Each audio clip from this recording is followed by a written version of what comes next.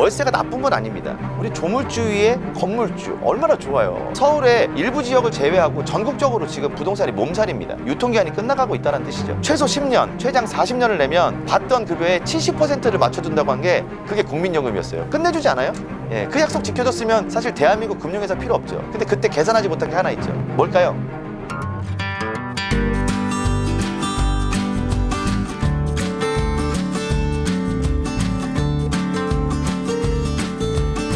안녕하세요. 세모TV 구독자 여러분. 여러분과 함께 은퇴 설계 이야기하고 있는 저는 한국은퇴설계연구소 권도영 대표라고 합니다. 반갑습니다.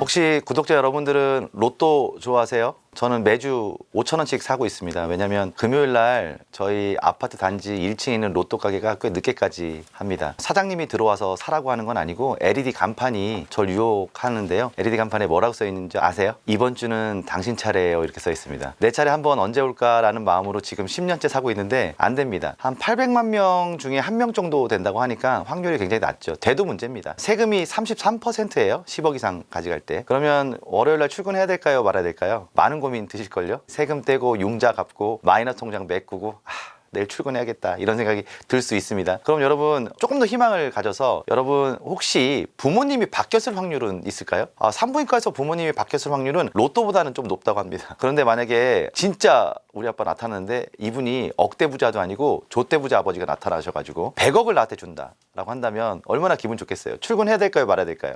출근하시면 골치 아프죠. 하루 종일 웃음 나와가지고 골치 아플 수 있습니다. 그런데 이 100억을 우리가 한번 계산해 볼게요. 돈 주는 사람을 피상속인, 돈 받는 사람을 상속인이라고 하는데 돈 주는 사람 피상속인이 이런 유언을 남겼습니다. 100억을 갖되 원금 보장은 해라. 이 100억 원을 잘 지켜라. 그리고 두 번째, 연간 물가 상승률은 이게서 제하자 라고 얘기한다면 여러분들 어떻게 하시겠어요? 이게 억지로 끌어낸 이야기가 아니라 우리 금융생활의 기본입니다. 우리 원금 보장 늘 좋아하죠. 좋아합니다. 그리고 우리가 왜 이자와 수익률 그렇게 안 달랐어요? 물가 상승률을 이기기 위해서 하는 거잖아요. 그럼 100억을 우리가 한번 계산해 보도록 하겠습니다. 요즘 물가, 요즘 금리로 한번 계산해 볼까요? 2026년 7월에 제가 이 방송을 찍고 있으니까 지금 예금금리의 이제 기본금리가 있죠. 우대금리 말로 기본금리의 평균적으로 나오는 금액이 한 3.2% 정도 나옵니다. 그럼 100억 맡기면 3억 2천만 원 나온다는 뜻인데 은행에서 원천징수 15.4% 떼고 줍니다. 그럼 한 4,900만 원 떼고 받는다는 얘기예요. 그러면 이제 100억 지키면서 2억 7천만 원을 세이브를 했습니다. 괜찮죠? 2억 7천만 원 어느 정도 수준일까요? 현직 대통령 연봉이 2억 7천이니까 아빠 새로 만나서 2억 7천만 원 받는 거예요. 기분 너무 좋습니다. 그런데 피상속인이 뭐라고 얘기하냐면 연간 물가 상승률 이게 더 제하제예요.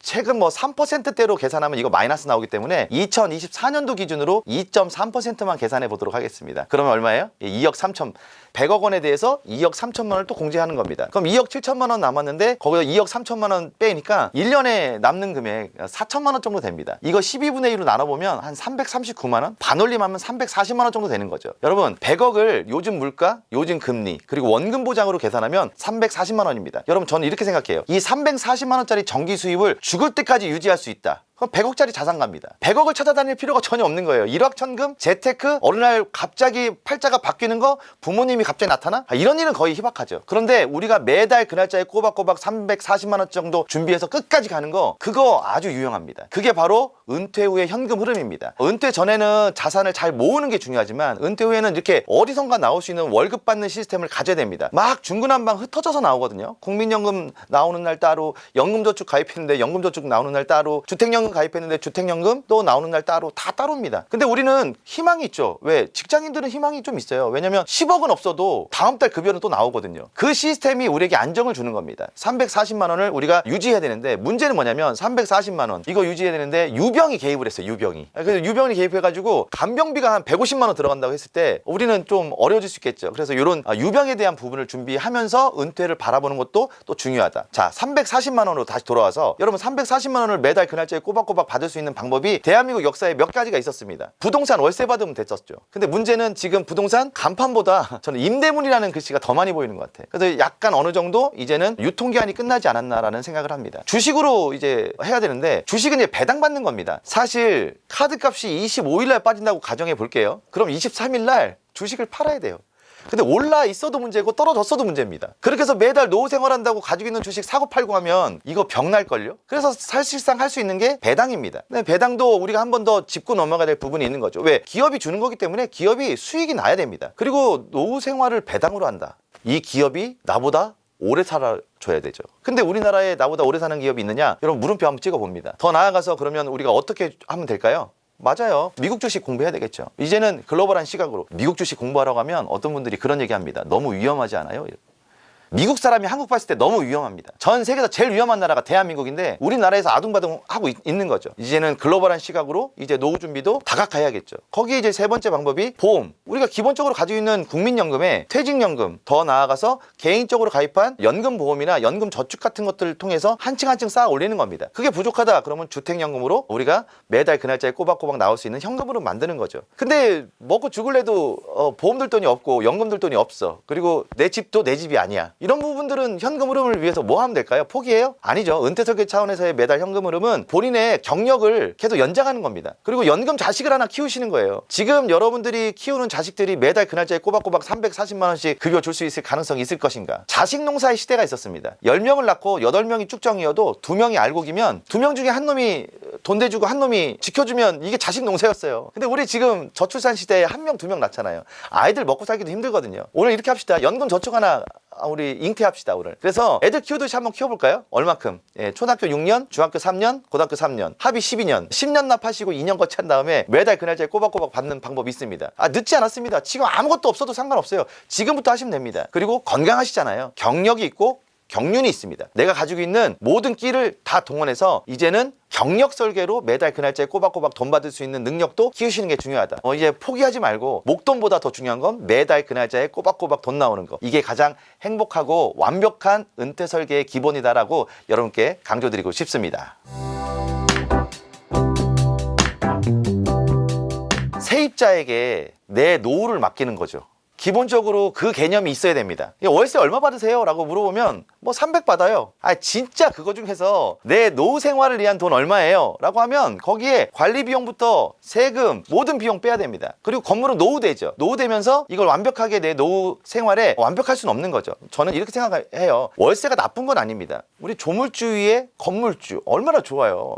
뭐 월세 받는 오피스텔 2개만 있어도 참 괜찮을 것 같은데. 근데 세입자에게 내 미래를 맡기는 거나 다름이 없을 수 있다라는 점으로 본다면 조금 어려울 수 있습니다. 그리고 서울의 일부 지역을 제외하고 전국적으로 지금 부동산이 몸살입니다. 유통기한이 끝나가고 있다는 뜻이죠. 제가 한번 멀리서부터 읊어볼까요? 저는 사실 여러분들이 어쩌면 이렇게 오늘 유튜브를 통해서 만나지만 제가 대도시, 광역도시에 있는 역에 잘 출몰합니다. KTX를 참 많이 타고 다녀서 VVIP인데 전국을 이렇게 다니다 보니 제가 부동산이 눈에 들어와요. 제가 이제 부산부터 보면 부산은 해운대 광안리는 아주 반짝반짝 정말 빛이 납니다. 그런데 이게 도심에 들어가서 8시, 9시 이후에 택시 타고 다녀보셨어요? 많이 어두워요. 제가 어떤 구청에서 시민 강연을 끝나고 이제 밥을 먹으러 가려고 했더니 8시 반에 라스트 오더라고 하시더라고요. 시민 강좌가 7시부터 9시까지였으니까 저는 밥을 못 먹었습니다. 택시 타고 부산역까지 가는 도중에 제가 기사님한테 여쭤봤어요. 기사님 왜 이렇게 부산이 어두워요? 그랬더니 부산에 유명한 거 2가지가 있대요. 부산 분들 다 하시는 얘기인데 노인과 바다. 그래서 거기가 이제 많이 노후돼서 이제는 뭐 임대 그다음에 이런 장사가 안 되기 때문에 좀 일찍 불을 끈다라고 얘기하더라고요. 그럼 우리가 조금 옆으로 가서 창원 가볼까요? 창원은 창원 중앙역에 내리면 창원대학교가 있습니다. 창원대학교 옆으로 한마음병원이라고 한양대학교에서 만든 대학병원이 서 있어요. 거기 주변으로 디귿자 형태로 약 20채 넘는 주상복합 아파트가 서 있습니다. 1층부터 3층까지 상가예요. 제가 알기로 67%가 3년째 공실로 알고 있습니다. 에스컬레이터도 멈춰 있습니다. 꼭 견학 한번 해보십시오. 서울 자가에 살던 김 부장 우리 OTT 보신 적 있으실 거예요. 거기에 아주 유명한 대사가 하나 나오는데 사람을 지옥불에 빠뜨리고 싶으면 상가 분양권을 소개하라 이런 얘기가 나옵니다. 사실 이런 상가나 월세로 노후 생활하기에 이제 지방권부터 무너지고 있는 현실이죠. 더 큰 문제는 이제 전라도 쪽으로 가면 공기업이 많이 분산돼 있는데 공기업 분산돼서 정말 지방이 잘 될 줄 알았어요. 근데 KTX만 돈을 많이 버는 것 같아. 제가 알기로는 이제 하루 생활권이 됐기 때문에 거기가 이제 만만치 않습니다. 그게 이제 오르고 올라서 이제는 대학 없어지고 인구 소멸되면서 지역, 소도시가 소멸되고 있습니다. 여러분 2020년도에 태어난 아이들이 30만 명입니다. 2020년도 기준으로 전국의 대학 정원이 48만 개거든요. 여러분 2020년생이 대학 갈 때가 2040년도니까 그럼 2040년도까지 48만 개의 대학이 남아 있을까요? 현재 없어지고 있죠. 어디서부터요? 지방에 특성화되지 않은 대학부터 벚꽃 엔딩이라고 합니다. 벚꽃 피는 순서대로 계속 없어지고 있죠. 자, 대학 이사장 할 거 아니니까 걱정 없어요? 여러분 대학 주변에서 원룸 지어놓고 월세 받겠다는 분들은 어떻게 될까요? 자영업 받겠다는 분들도 어떻게 될까요? 이런 것들이 지금 현실입니다. 그래서 월세가 무조건 나쁘다는 게 아니라 월세를 준비하되 많은 현금 흐름과 함께 준비하는 게 현명한 방법이다라고 저는 그렇게 강조드리고 싶습니다. 노후 생활은 하나만 가지고 끝나는 게 아니잖아요. 그래서 월세를 내가 부모님께 물려받은 게 없어서 열심히 권리 분석 공부하고 민법 공부해서 경매 준비했다. 월세 받을 수 있는 그런 물건인지를 확인하고 덤비시는 게 좋겠죠. 아니면 내 거처를 위해서 하는 거 물론 괜찮습니다. 거처와 월세 그리고 다른 포트폴리오와 함께 부동산은 가는 게 좋겠다라는 게 제가 강조드리고 싶은 이야기 중에 하나입니다.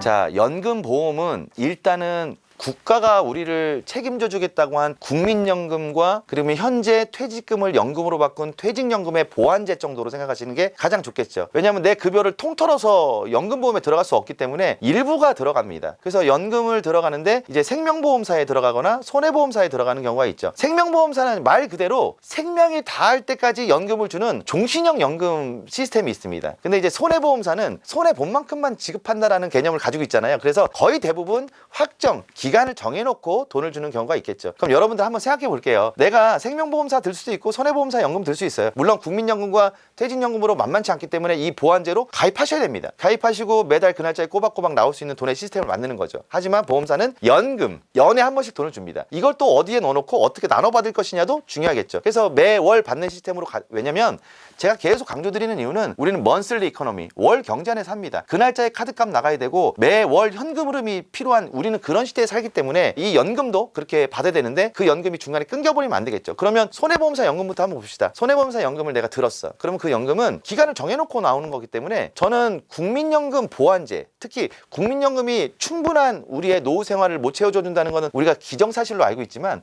더 중요한 건 1969년도 이후에 태어난 1970년대생들은 65세부터 연금을 받게 됩니다. 그러면 애매한 시기에 1차 정년을 맞고 국민연금을 받을 때까지만 해도 10년, 12년을 기다려야 된다는 얘기죠. 그 기간 안에 내가 가입해놓은 손해보험사 연금저축으로 확정적으로 받으면 은퇴 쿠레바스, 내가 은퇴 후에 공적연금을 받는 시기까지의 보완제로서 연금저축을 좀 활용할 수 있지 않을까, 저는 이렇게 말씀을 드립니다. 생명보험사에 든 연금은요, 생명이 닿을 때까지 나오는 거니까 좀 미뤄받을 수도 있고요, 좀 나눠받으면서 오래오래 받는 게 가장 핵심적인 부분이다라고 여러분께 강조드리고 싶습니다. 어느 회사 보험이 좋고 나쁨이 없습니다. 다 내 스타일에 맞춰서 보완해야 는 부분이 가장 큽니다. 국민연금 얘기 나왔으니까 좀 말씀드리면 88년도에 시작됐어요. 2026년도 기준으로 아직 40년이 안 됐습니다. 40년을 채워야 소득 대체율이 40%가 조금 넘어갈 수 있는데 아직 40년이 안 됐기 때문에 또 40년 동안 4대 보험에서 국민연금을 내신 분들도 거의 없죠. 네, 그래서 이게 좀 미지의 수입니다. 처음에 시작할 때는 급여의 3%만 내라라고 얘기했어요. 급여 3% 내라고 했는데 지금 몇 퍼센트 낼까요? 2026년도 기준으로 9.5%를 냅니다. 너무 부담되죠. 그래서 사업주가 반 내주고 나머지 근로자가 반 내지 않겠습니까? 최소 10년, 최장 40년을 내면 받던 급여의 70%를 맞춰준다고 한 게 그게 국민연금이었어요. 끝내주지 않아요?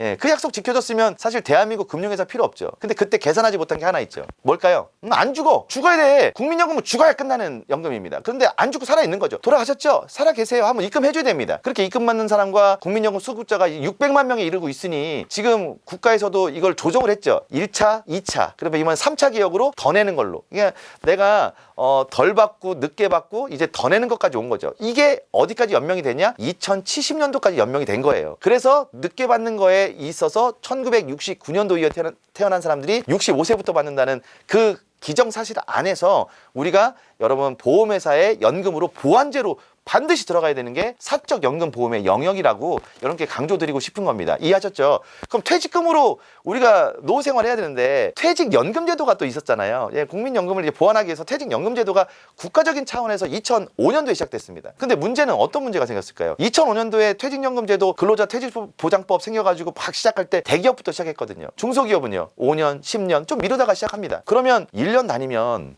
여러분 퇴직금 얼마 쌓여요? 예, 한 달치 쌓이죠. 그게 이제 10달치, 20달치 정도 쌓인 겁니다. 그러면 지금까지 그 전에 다녔던 건 쌓여있냐? 중간정산을 98%나 받아가셔가지고 현재 그걸 IRP 계좌에 넣어놓거나 다시 퇴직연금 계좌에 넣어놓은 비율이 너무 적은 거예요. 다 목돈 받아 쓰셨거든요. 그래서 퇴직연금이 리셋된 겁니다. 그럼 리셋된 상태에서 국민연금도 지금 2070년도까지 연명하고 있는 상태에서 이게 애매한 상태죠. 그래서 그 보완제로서 생명보험과 손해보험사의 연금들을 여러분들이 여러분들의 라이프 사이클과 규모에 맞춰서 잘 가입하시는 것이 중요하다라는 말씀을 드립니다.